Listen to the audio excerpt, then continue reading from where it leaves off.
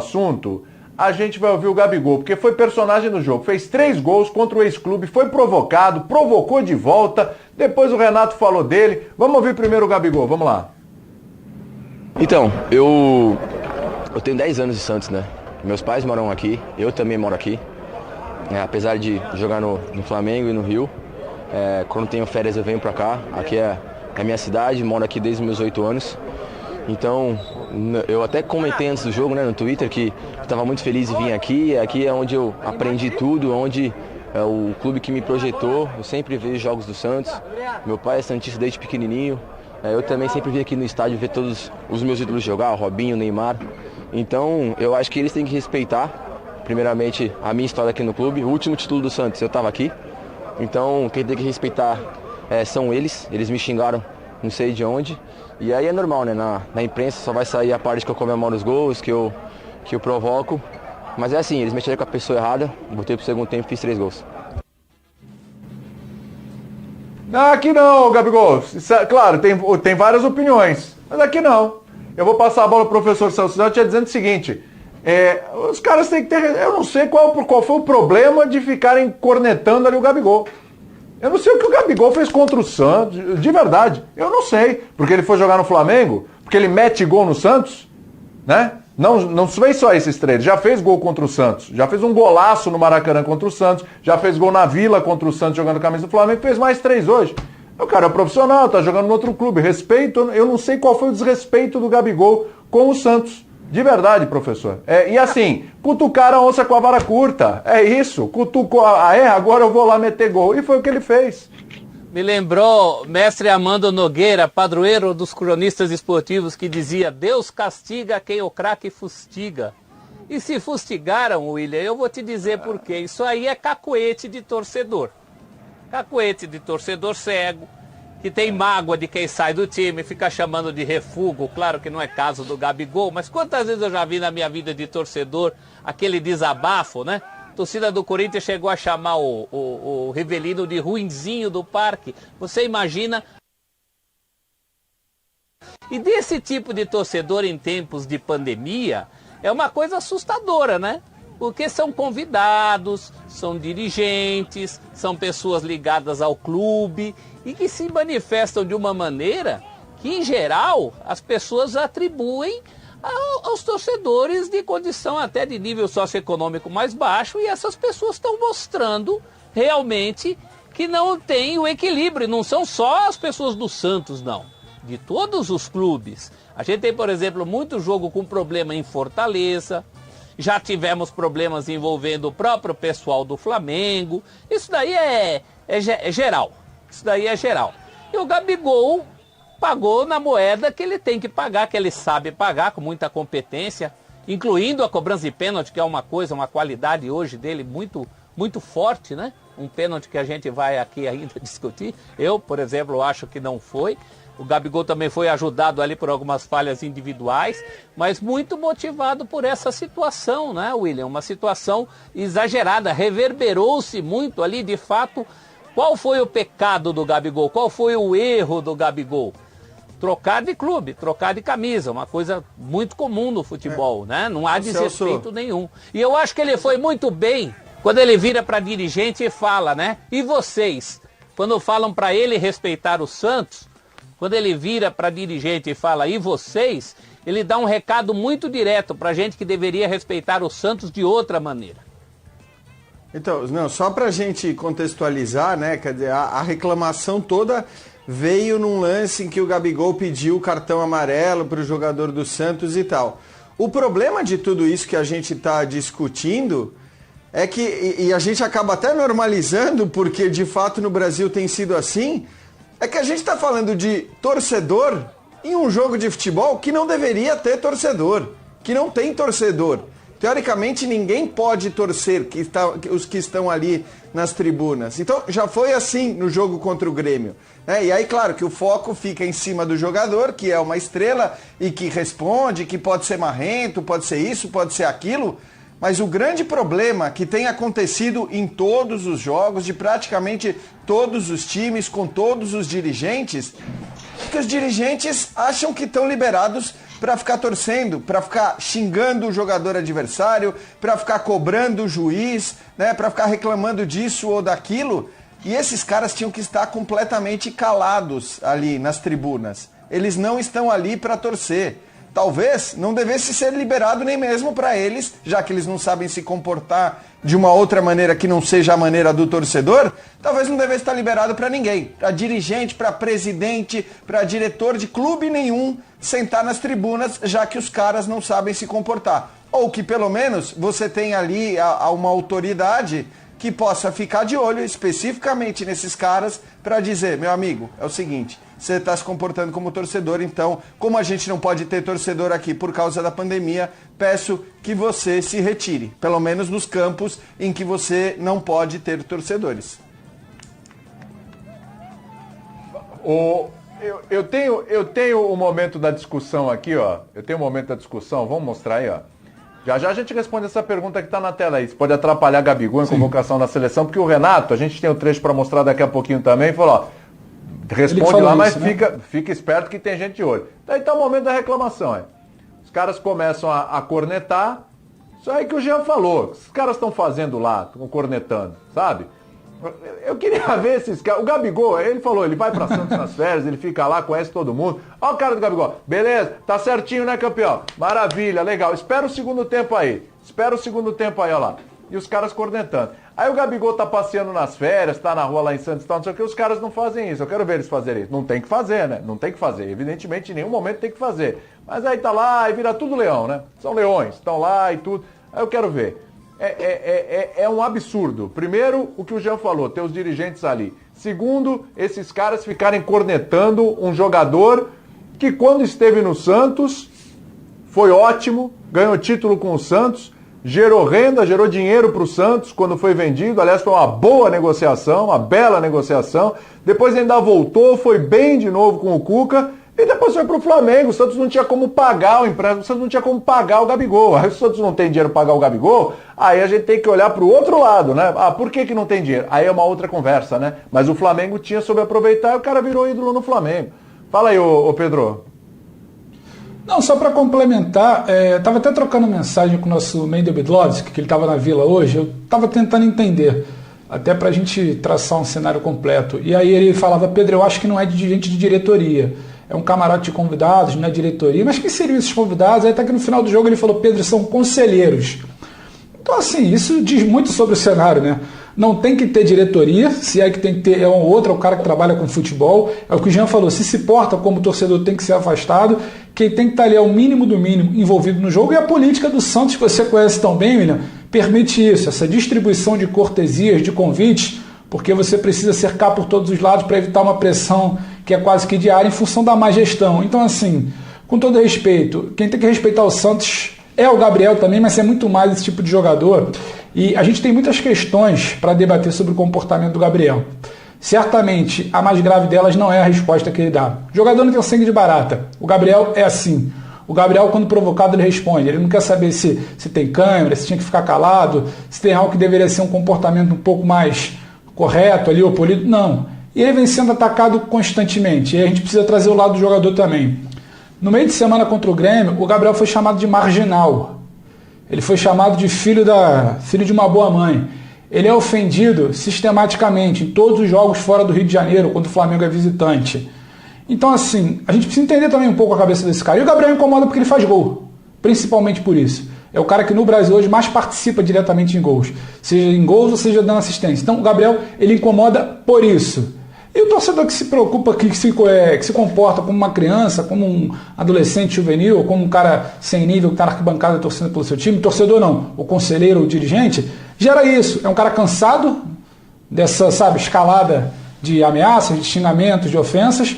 É um cara que está na sua cidade e isso tem um potencial, você ir a Santos e ser maltratado. Imagina você sair de casa em Santos, William, você ser maltratado na esquina porque o cara não concordou com alguma fala sua no programa. É óbvio que isso mexe com o cara. Inclusive, achei a fala do Gabriel após o jogo muito boa. Ele para, ele explica o contexto, ele diz o que estavam fazendo, ele pede respeito. Achei tudo muito bom ali dele. Aí depois a gente parte para um debate necessário, que é o que ele faz em campo. E, se eu não me engano, essa jogada é uma trombada que ele tem com o Madison, no meio de campo, numa bola lançada. Ele vai correr, o Madison meio que provoca o choque, ele ficou pedindo cartão. algo completamente normal de jogo. Só que aquele grupinho estava esperando um motivo para xingar o Gabriel desde o início do jogo. Mal resolvido, porque ele está brilhando no Flamengo, porque ele é de Santos. Tem uma ponta, sabe, não é exatamente de inveja, mas é aquela coisa mal resolvida. Ele não está no clube que eles queriam, está no outro clube e está fazendo história. Então soma tudo isso, um cara que sistematicamente está ouvindo que é marginal, que é filho de não sei o quê, que tem que respeitar, até quando está só fazendo o seu. Então, assim, o problema está longe de ser o Gabriel hoje, William. Só para ouvir aí o Renato, Mauro, para poder passar para você. Vai lá. Eu vou colocar o Renato aqui, vou passar a bola para você, e a gente vai ficar no assunto Gabigol. Só estava pensando aqui, né? Olha, haja palavrão, haja xingamento e haja fôlego para esses conselheiros aí, porque é o Gabigol, é o Thiago Maia, é o Diego, é o Gustavo Henrique, todo mundo, é o Bruno Henrique, né, que não pôde atuar.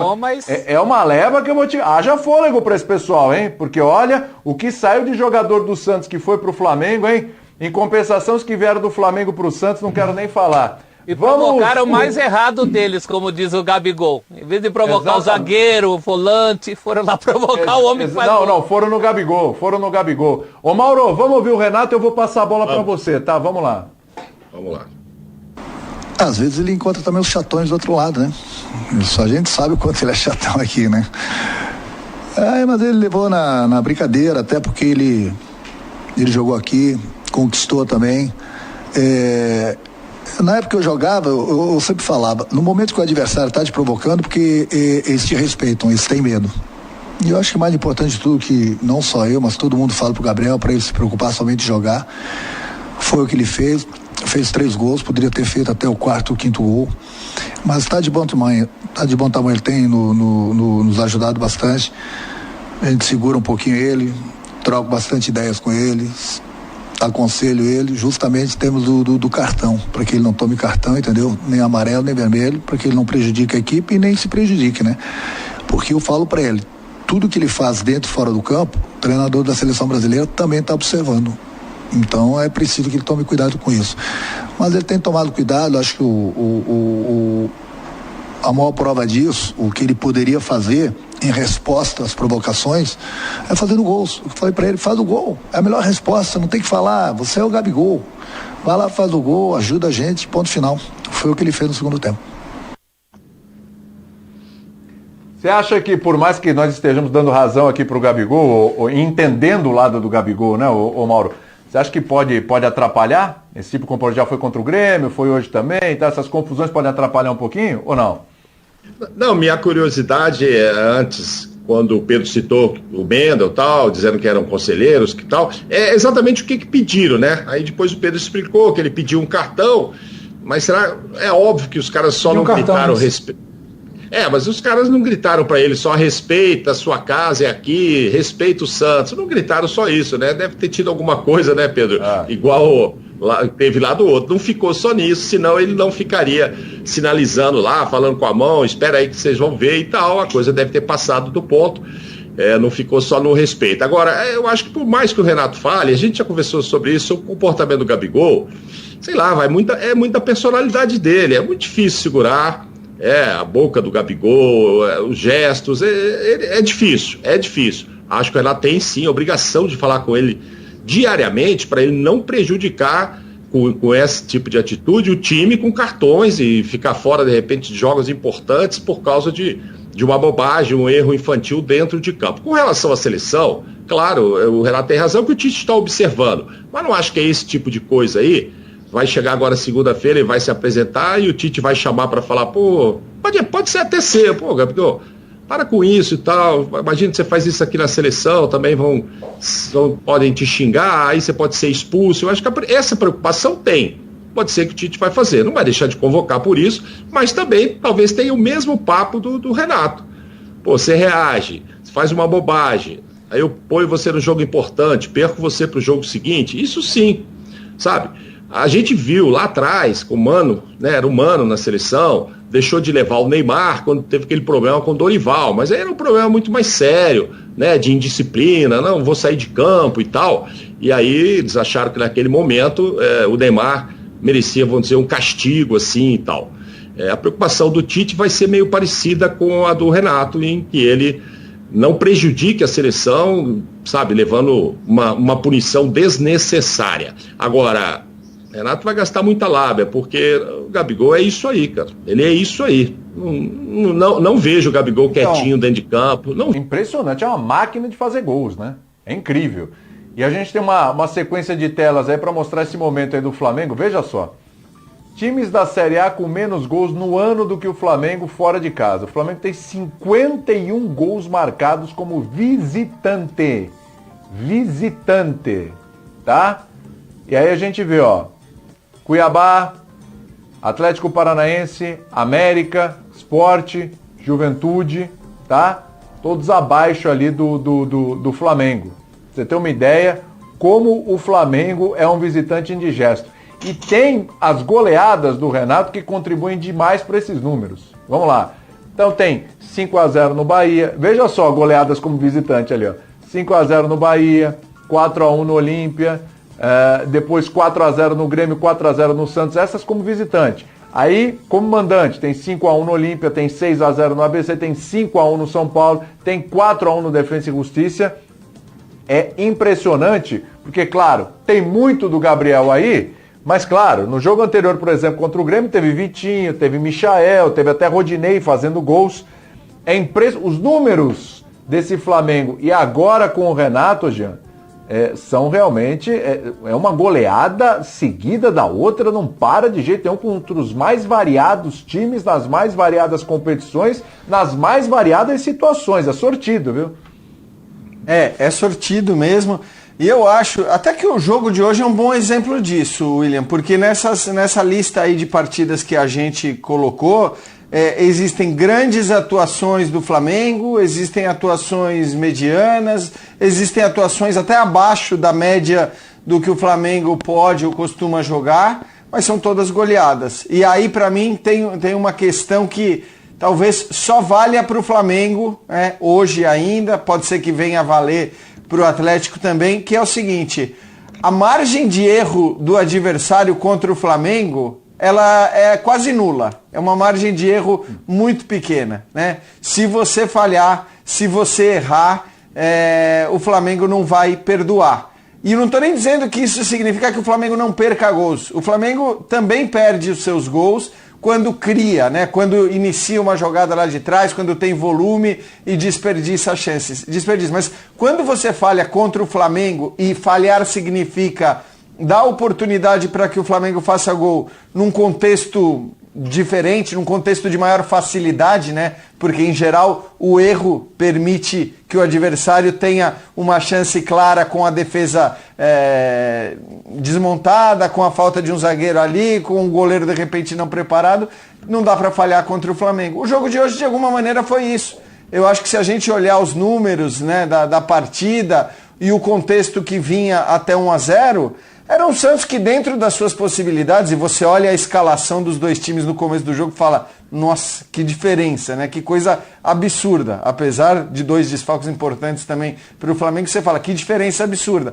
Mas o Santos vinha até conseguindo fazer um jogo ali dentro das possibilidades dele correto, né? Trocando passes, chegando às vezes à frente, cruzando muitas bolas, foram muito cruzamentos, mas aí por quê? Porque quando chega lá na frente, você não tem o Gabigol, você não tem a Arrascaeta, né? Você não tem o Bruno Henrique, que hoje não estava à disposição, e você acaba, até pela falta de recurso, cruzando bola na área. Mas o Santos fazia um jogo correto. Só que, depois do 1-0, o Santos falha e deixa os jogadores do Flamengo excelentes em condição que eles não costumam desperdiçar. Então, acho que as goleadas têm muito a ver com isso também, tem a ver com a qualidade incrível que tem esses jogadores do Flamengo, principalmente seus titulares.